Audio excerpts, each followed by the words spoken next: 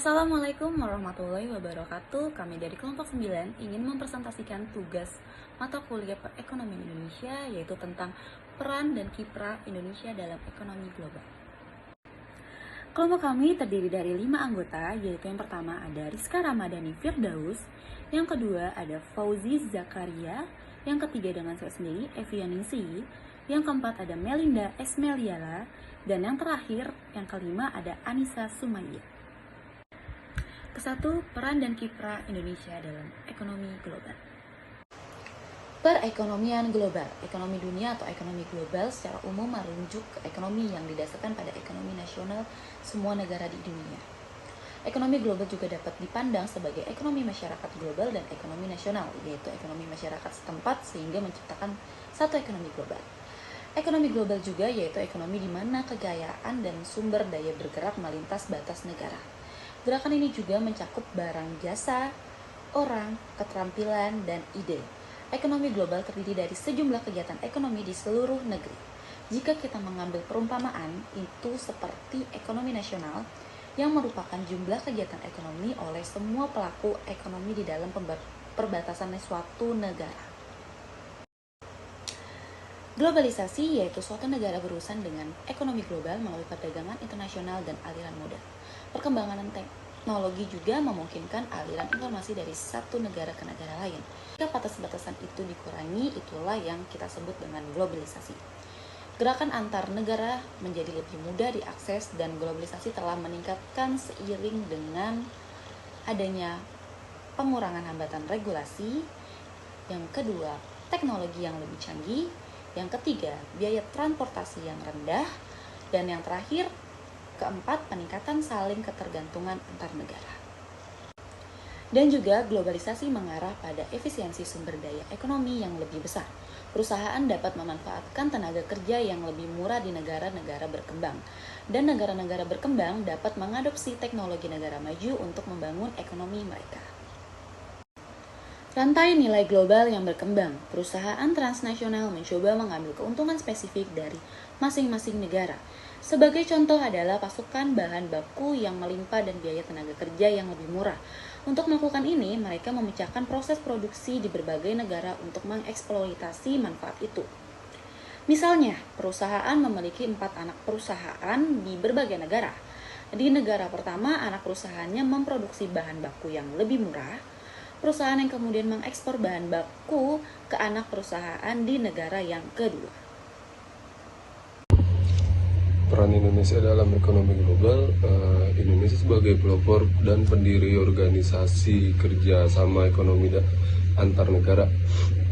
Yang pertama, Indonesia bersama Malaysia, Brunei Darussalam, Singapura, Thailand, dan Filipina menandatangani Deklarasi Singapura sebagai tongkat berdirinya kawasan perdagangan bebas Asia Tenggara yang disingkat AFTA. Yang kedua, Indonesia bersama Amerika Serikat, Australia, Jepang, Malaysia, Selandia Baru, Brunei Darussalam, Singapura, Thailand, Filipina, Korea Selatan, dan Kanada ikut serta memprakarsai terbentuknya APEC pada tahun 1993. Yang ketiga itu, Indonesia juga memprakarsai hubungan perdagangan bilateral dengan beberapa negara seperti dengan Jepang, RRC, Rusia, dan Kanada. Indonesia sebagai anggota aktif berbagai organisasi kerjasama ekonomi antar negara. Yang pertama itu aktif menghadiri setiap pertemuan dalam konferensi APEC dan AFTA. Yang kedua, mengikuti sertakan menteri dan pejabat setingkat menteri dalam berbagai konferensi kerjasama ekonomi, baik tingkat regional maupun internasional. Yang ketiga itu menyelenggarakan pertemuan tingkat menteri di bidang ekonomi dan perdagangan di Indonesia. Indonesia sebagai pelaku dalam kerjasama ekonomi antar negara. Yang pertama, Indonesia sebagai pelaku kerjasama ekonomi antar negara dapat dibuktikan dengan adanya kegiatan ekspor dan impor yang dilakukan oleh Indonesia. Contoh kegiatannya itu ekspor dan impor Indonesia adalah yang kedua, Indonesia mengekspor barang-barang dari kegiatan kehutanan, pertambangan, industri, dan bidang jasa. Kenalkan, nama saya Melinda Esmeliala. Di sini saya akan menjelaskan mengenai bentuk-bentuk kerjasama perdagangan dan ekonomi antar wilayah dan regional yang diikuti oleh Indonesia. Apa sih itu kerjasama regional? Jadi kerjasama regional ini merupakan suatu bentuk kerjasama yang dilakukan oleh negara di kawasan maupun wilayah. Tujuan dari kerjasama ini yaitu menciptakan perdagangan yang bebas di negara yang berada di kawasan ataupun wilayah tertentu.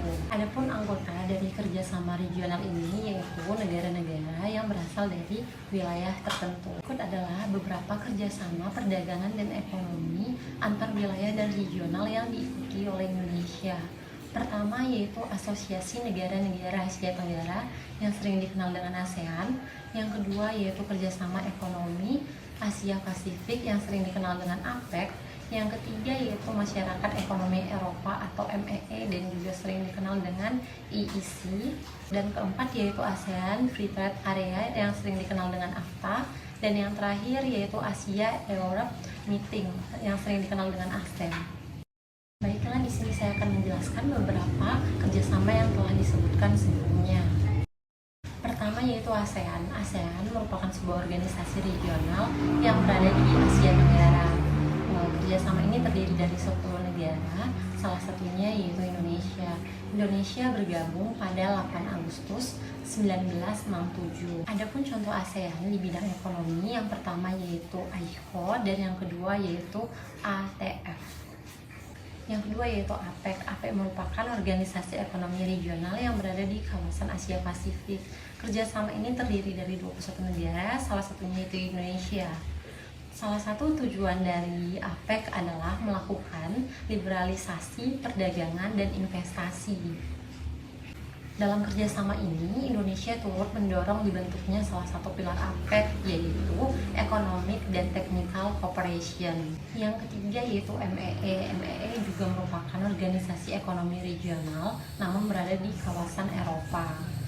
MEE menjalin kerjasama dengan negara-negara ASEAN, termasuk Indonesia. Indonesia dan negara-negara MEE berkomitmen untuk mempererat hubungan kerjasama, perdagangan, dan investasi. Terdapat dua peran MEE bagi perekonomian Indonesia.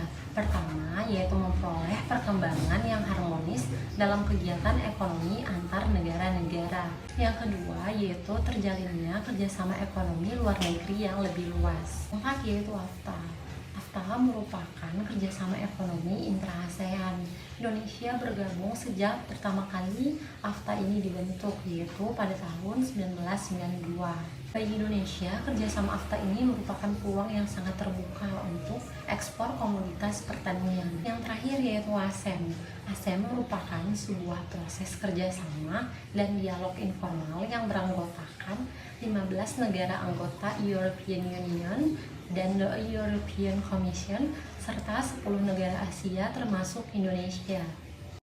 Pada kerjasama bidang ekonomi, ASEAN berupaya memperkuat hubungan ekonomi antar dua kawasan dengan memanfaatkan hubungan baik yang telah terjalin sebelumnya. Perkenalkan, saya dengan Rizka Ramadhani Firdaus. Di sini saya akan membacakan materi tentang tantangan dan hambatan perekonomian Indonesia di masa yang akan datang. Menghadapi perekonomian di masa depan, Indonesia diyakini bakal menghadapi sejumlah tantangan dan hambatan yang harus diatasi. Terlebih lagi, Indonesia mulai semakin dekat dengan era globalisasi ekonomi yang tak lagi bisa dihindari.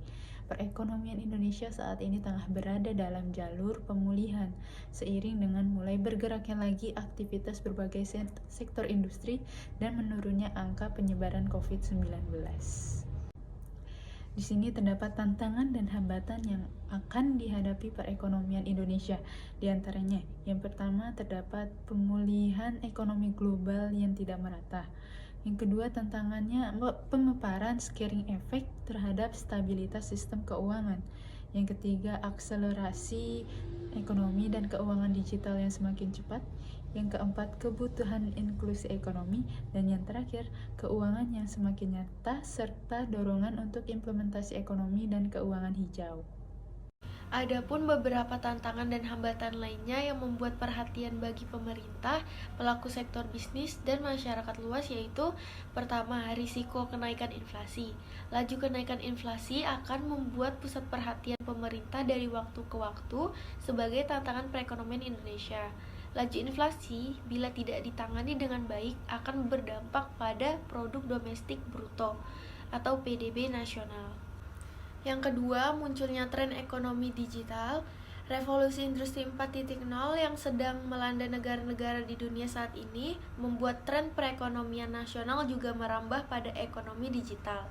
Tren ekonomi digital juga membuat tantangan dan hambatan yang cukup signifikan terhadap perekonomian Indonesia, sehingga pemerintah pun dituntut untuk lebih tegas dalam menghadapi arus perubahan ekonomi digital ini.